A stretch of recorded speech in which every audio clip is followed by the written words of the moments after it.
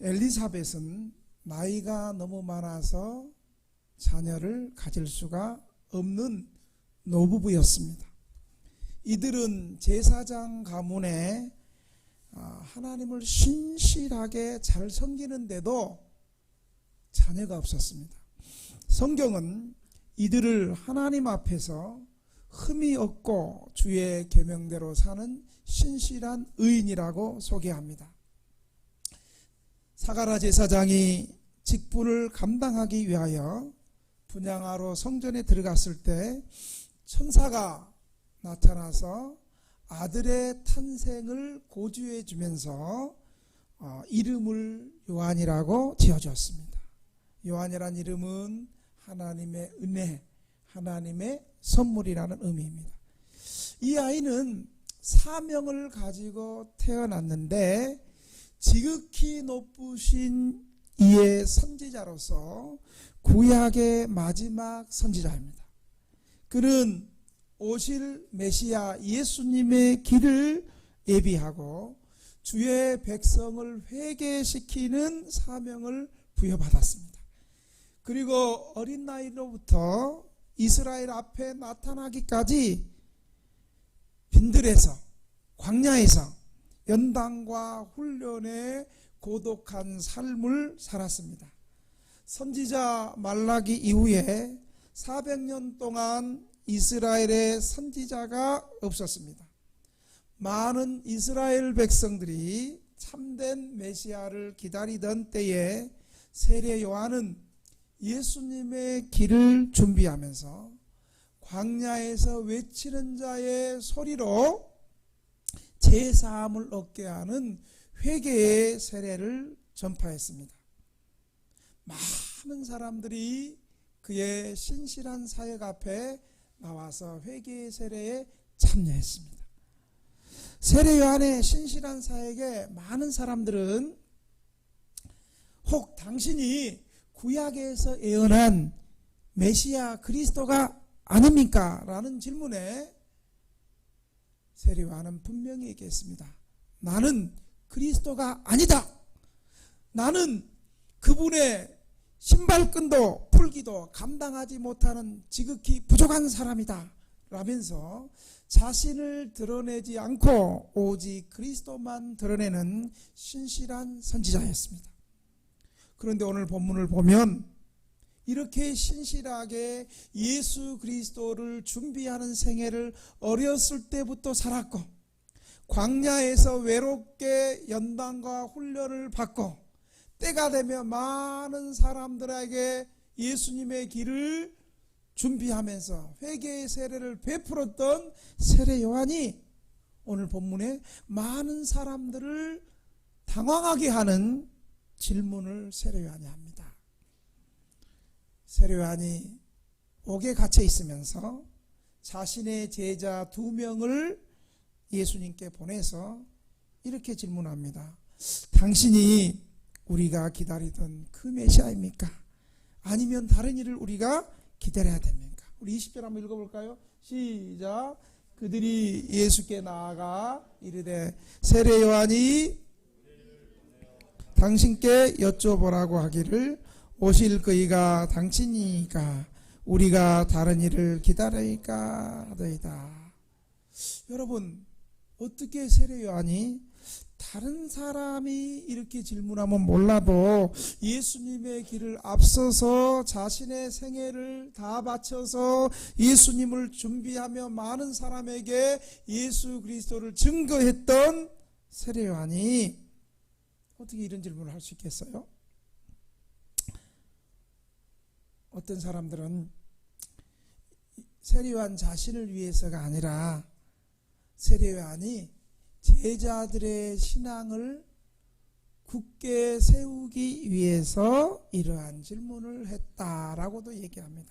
그러나 세례 요한은 옥에 갇혀 있으면서 자신이 기대했던 예수님의 정체성에 대해서 약간 의심을 하게 되었습니다.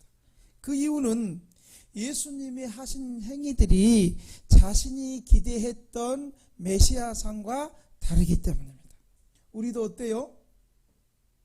설교를 들을 때 목사님이 설교자의 하는 모든 말씀을 다 드려야 되는데 내가 듣고 싶은 말만 들을 때 있잖아요. 듣기 싫은 말씀은 졸아버리고 듣고 싶은 말만 머리에 탁 받아들이는 게 있잖아요. 세례 요한의 메시지는 심판과 구원을 동시에 강조했는데 세례 요한은 심판과 구원보다도 임박한 하나님의 진노의 심판을 더 강조했습니다. 세례 요한이 옥에 갇힌 이후에 그의 제자들을 통해서 드린 예수님의 사역은 요한이 간절히 기대했던 임박한 심판은 전혀 행하지 않고 심판받아야 될 마땅한 죄인들과 각종 병자들을 치료하고 귀신 들린 자를 고쳐주고 세리들과 죄인들을 용서하고 오히려 그들과 함께 식사하며 고통당하는 자들에게 복을 선포하며 이방인들과 가난한 사람들에게 구원의 은혜를 베풀어 주는 각종 구원의 행위를 주님께서 하시는 것이었습니다. 아마도 세례 요한 자신도 지금 진리를 증거하다가 옥에 갇혀 있는 상황이니 더욱 예수님이 메시아가 죄인들을 말살시키고 그냥 자기를 가둬둔 헤롯 안티파스 왕도 좀 심판을 좀 하면서 강력하게 심판이 일어나면서 자신도 구원받기를 기대했을지도 모르겠습니다. 그런데 요한이 자기 제자들을 예수님께 보냈을 때 마침 예수님은 그 요한의 제자 2명이 왔을 때 그 현장에서 오히려 질병으로 고통당하는 병자들과 귀신 들린 비천한 사람들과 많은 소경을 고쳐주는 구원의 권능을 행하고 있었습니다. 여러분 22절 한번 볼까요? 22절 같이 한번 읽겠습니다. 시작. 예수께서 대답하여 너희가 가서 보고 들은 것을 요한에게 알리되 맹인이 보며 못 걸은 사람이 걸으며 나병 환자가 깨끗함을 받으며 기먹은 사람이 들으며 죽은 자가 살아나며 가난한 자에게 복음이 전파된다 하라. 오히려 예수님께서 치유사역을 하면서 고통당하는 많은 사람들을 치유사역을 하면서 요한의 제자에게 오늘 이 말씀을 하고 있는 거예요. 말로 설명하지 않고 네가 본 그대로. 요한의 제자가 본 것은 임박한 심판이 아니라 오히려 고통당하는 사람들을 치유하고 가난한 사람들에게 복음을 전파하는 구원의 모습이었습니다.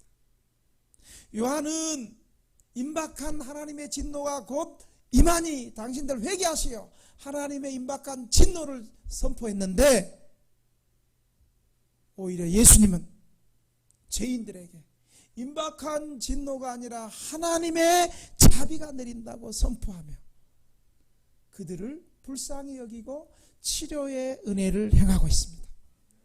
그래서 예수님의 사역은 두 가지로 크게 얘기할 수 있습니다. 복음을 전파한 후에 치유 사역을 하시고 치유 사역을 먼저 하신 다음에 복음을 증거하든지 이 두 가지를 하고 있습니다. 그래서 이 치유와 복음은 예수님이 공생애를 시작하면서 말씀하신 누가복음 4장 18절 19절의 말씀입니다. 여러분 누가복음 4장 18절 19절 한번 볼까요? 누가복음 4장 18절 19절 한번 읽겠습니다. 누가복음 4장 18절 19절 제가 안 줬는 모양인데 누가복음 4장 18절 19절 이렇게 말씀합니다. 주의 성령이 내게 임하셨으니 이는 가난한 자에게 복음을 전하게 하시려고 내게 기름을 부으시고 나를 보내사 포로된 자에게 자유를 눈먼 자에게 다시 보게 함을 전파하며 눌린 자를 자유롭게 하고 주의 은혜의 해를 전파하게 하려 하십니다. 이 말씀은 이사야 선지자가 600년 전에 앞으로 메시아가 오시면 이사야 60장 1절에서 3절에 보면 앞으로 우리를 구원하실 메시아가 오시면 이러한 사역을 하실 것이다. 그 말씀이 바로 예수님에게 그대로 실현되었습니다. 메시아가 오시면 이러한 사역을 하실 것이다 예언하신 그 사역을 예수님이 그대로 메시아의 사역을 하고 있는 거예요. 그래서 예수님의 사역에는 복음 전파와 고통당하는 사람들의 치유 사역이 동시에 일어나는 거예요.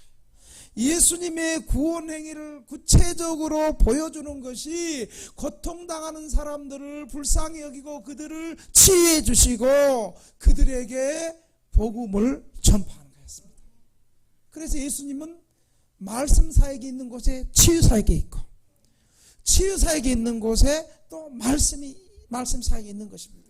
어떤 경우에는 너무 고통스럽고 귀신 들리고 고통스러운 각종 환자들이 몰려와서 예수님 나를 불쌍해서 고쳐달라고 할 때 설교 먼저 하고 나중에 그렇게 안 하고 바로 그 고통받은 사람들을 예수님 고쳐주시고 그 다음에 치유의 목적 영원한 하나님 나라의 복음을 전해주신 것입니다.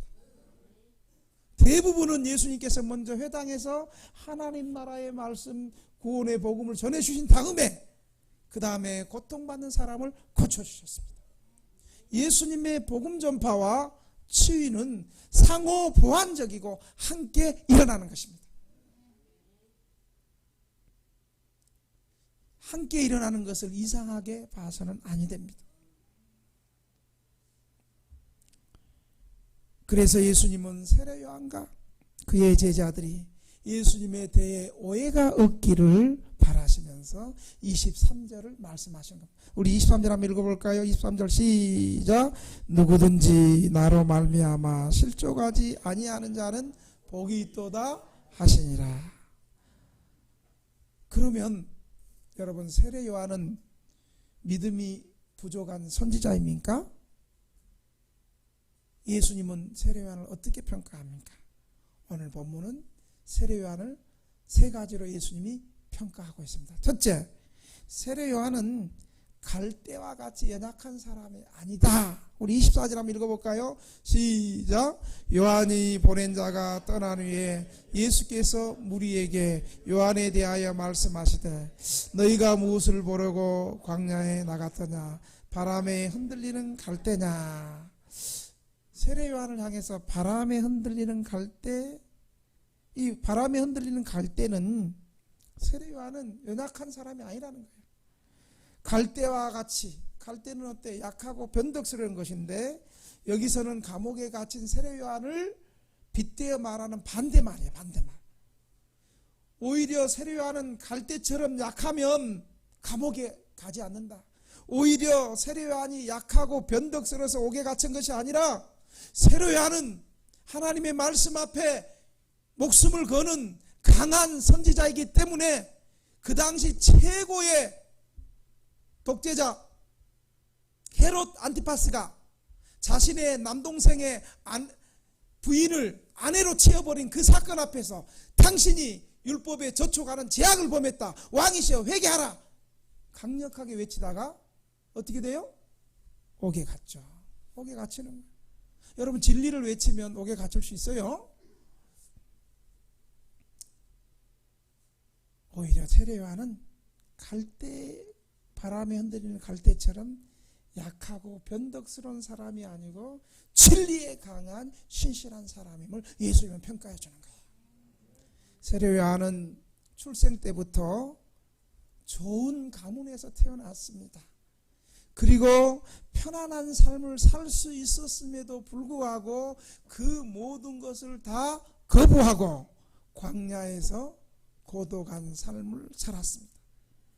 요한은 제사장 가문의 좋은 집안이기 때문에 얼마든지 편안하고 안락한 삶을 누릴 수 있었습니다.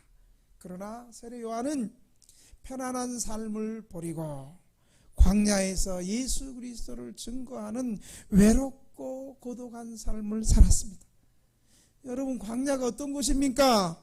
낮에는 그냥 찌는 듯한 강렬한 태양빛이 괴롭히는 덥고, 저녁에는 갑자기 그 무도인 더 햇볕이, 온도가, 기온이 차갑게 내려가서 추운 날씨 속에서, 또 밤에는 사람의 인적이 없고 사나운 짐승 소리만이 들리는 무서운 밤을 세례요한은 홀로 지내면서 메뚜기와 석청을 먹으면서 허리에는 가죽띠를 하며 호의호식하지 않고 검소하며 금식하며 살았습니다. 광야에서 그는 오직 예수 그리스도를 증거하는 삶을 살았습니다. 그래서 세례요한은 어떤 사람인가? 광야에서 외치는 자의 소리였습니다. 광야에서 외치는 자의 소리. 세례요한의 이름은 없었습니다.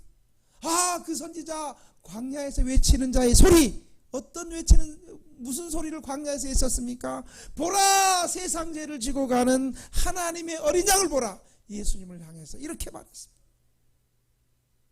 그렇게 말하면 당시에 구약시대를 지내왔던 사람들은 그 어린 양, 그때 우리가 죄지면 우리 죄 대신 양을 가지고 와서 양의 배를 갈라서 양의 그 피를 제단에 뿌리면서 양의 머리에 안수하면서 내 대신, 내 죄 대신 내가 죽어야 되는데 양이 내 죄를 재고 대신 죽었구나. 언젠가 구원자가 오시면 우리를 위해서 대신 십자가에서 피 흘려 죽으실 그분이 바로 저 예수님이구나. 세상 죄를 지고 가는 저 하나님의 어린 양 저분이구나. 이렇게 세례 요한은 예수님을 증거한 것입니다. 그는 편안한 길을 버리고 위협적인 세상에 대해 재회개를 촉구했습니다. 두 번째로 예수님은 세례 요한을 어떻게 평가합니까? 25절에 보니까 진리를 떠나 사치하는 사람이 아니다. 여러분 25절 한번 읽어볼까요? 시작. 그러면 너희가 무엇을 보려고 나갔더냐? 부드러운 옷 입은 사람이냐? 보라, 화려한 옷을 입고 사치하게 지내는 자는 왕궁에 있느니라. 부드러운 옷을 입고 사치하게 지내는 자는 어디 있다고요? 왕궁에 있다. 누구를 말하고 있는 거예요? 세례 요한을 감옥에 잡아넣었던, 범죄하고 세례 요한을 감옥에 집어넣었던 헤롯 안티파스 왕을 얘기하고 있습니다. 1차적으로. 그리고 2차적으로 세례 요한처럼 당신 회개하시오 라고 말하지 못하고 로마 권력에 기생하고 헤롯 안티파스 왕의 기생에, 그 권력에 기생하여 아첨하는 당시의 이스라엘 종교 지도자들의 화려한 복장을 염두한 말입니다. 세례 요한을 투옥시킨 헤롯 왕은 지금 편안하고 좋은 왕궁에 있고 요한은 감옥에 있고 복음을 위해서 감옥에 투옥되었습니다. 세례 요한은 세상의 권력의 비리를 준엄하게 꾸짖는데 인색하지 않았습니다. 두려워하지 않았습니다.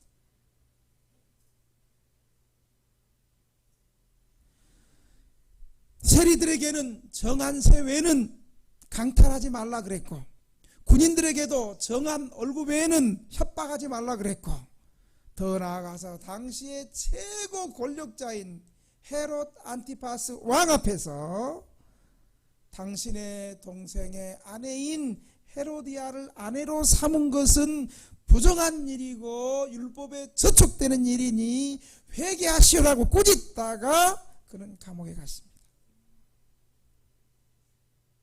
요즘에 이런 주의 종들 찾기 어렵잖아요. 그냥 코로나 왔으니까 비대면 예배 드리세요. 예배 드리지 말고 비대면 온라인으로 해서 충성 알겠습니다. 예배 폐쇄. 다 온라인 예배 합시다. 우리 그동안 한 1년 동안 그렇게 했던 거 아니에요? 한번 고민 한번 해보지 않고 이웃사랑이란 명목 아래 그랬던 교회들 어떻게 돼요? 지금 힘들잖아요.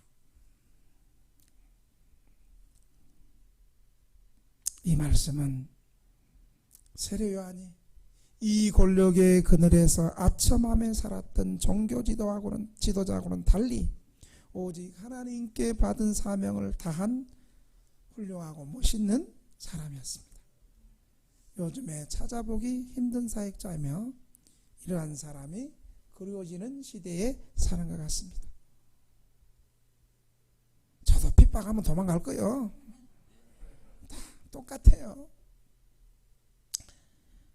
세 번째, 예수님이 세례 요한을 향해서 선지자보다 더 나은 자다. 26절 한번 읽어볼까요? 시작. 그러면 너희가 무엇을 보려고 나갔더냐? 선지자냐? 옳다. 내가 너희에게 이르노니 선지자보다도 훌륭한 자니라. 선지자가 무엇입니까? 하나님께서 주신 메시지를 세상에 전달해 주는 직분입니다. 선지자가 전하는 메시지는 하나님의 말씀을 대언하는 것입니다. 그러나 예수님이 세례 요한에게 대한 최종적인 소개는 선지자보다 더 나은 자다 말씀하셨습니다.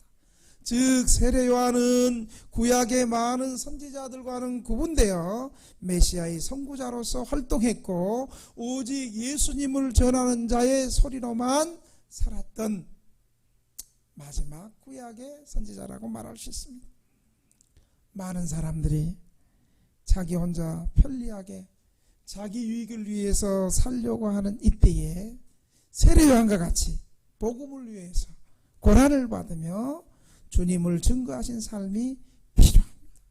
바리새인들과 율법사들 심지어 예수님의 제자들조차도 서로 높임을 받고 내가 넘니 남니 서로 다툰 그때에 세례 요한만은 지극히 낮은 삶을 살며 주님을 증거하다가 진리의 삶을 살다가 옥에 갇혀 사형 선고를 기다리는 형편이 되었습니다. 세례 요한은 많은 사람들로부터 영광을 취할 수 있는 인간적인 능력이 있는 사람이었습니다. 그리고 편협한 경쟁의식을 통해서 사명감을 잊고 세상 길을 가도록 부추기는 유혹의 음성이 세례 요한 주변에는 항상 있었습니다. 그러나 그때에도 세례 요한의 태도는 언제나 분명하고 한결같았습니다. 세례 요한은 요한복음 3장 30절에 뭐라는 줄 압니까? 그는 흥하여야겠고 나는 쇠하여야 하리라. 예수님은 흥하여야 되겠고 나는 쇠하여야 합니다. 그 마음을 가지고 그 말씀을 실천하며 예수 그리스도를 증거하는 삶을 조금도 벗어나지 않았습니다. 여러분 얼마나 귀한 고백. 예수님은 흥하여야 되겠고 나는 쇠해야 됩니다. 우리는 어때요? 우리는 흥해야 되겠고 예수님은 쇠해야 됩니다. 예수님 나만 그냥 복만 주시고 나만 성공하고 예수님은 그냥 짓밟아도 좋습니다. 사실 세례 요한의 이 고백은 정말 실천하기 쉬워요? 어려워요? 어렵습니다. 그러나 어렵지만 실천하면 교회가 살고 내 자신도 살게 됩니다. 한 교회의 승리와 패배는 공을 세운 사람이 얼마나 많으냐가 아니고 공을 세우고도 자신을 나타내지 않고 하나님께 영광을 돌리는 것입니다.